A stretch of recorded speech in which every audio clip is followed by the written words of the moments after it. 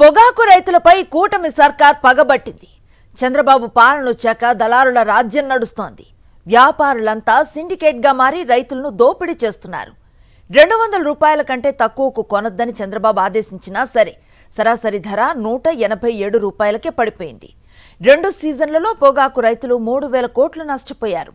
రైతులకు అండగా నిలిచిన వైఎస్ఆర్సీపీ ఇప్పటికే పలుమార్లు ఆందోళనలు కూడా చేసింది.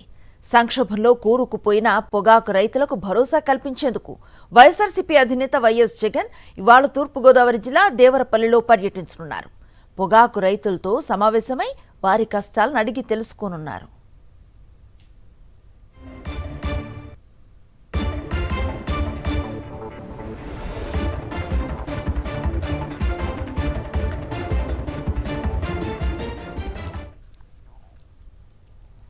పొగాకు రైతులపై కూటమి సర్కార్ పగబట్టింది. చంద్రబాబు పాలన వచ్చాక దళారుల రాజ్యం నడుస్తోంది. వ్యాపారులంతా సిండికేట్గా మారి రైతులను దోపిడీ చేస్తున్నారు. 200 రూపాయల కంటే తక్కువకు కొనొద్దని చంద్రబాబు ఆదేశించినా సరే సరాసరి ధర 187 రూపాయలకే పడిపోయింది. 2 సీజన్లలో పొగాకు రైతులు 3000 కోట్లు నష్టపోయారు. రైతులకు అండగా నిలిచిన వైఎస్ఆర్సీపీ ఇప్పటికే పలుమార్లు ఆందోళనలు కూడా చేసింది.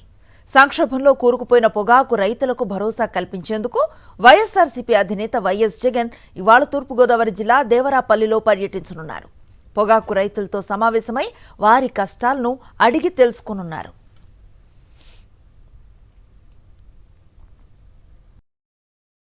మరిన్ని అప్డేట్స్ కోసం ఛానల్ ను సబ్స్క్రైబ్ చేయండి. నోటిఫికేషన్స్ కోసం బెల్ ఐకాన్ పై క్లిక్ చేయండి.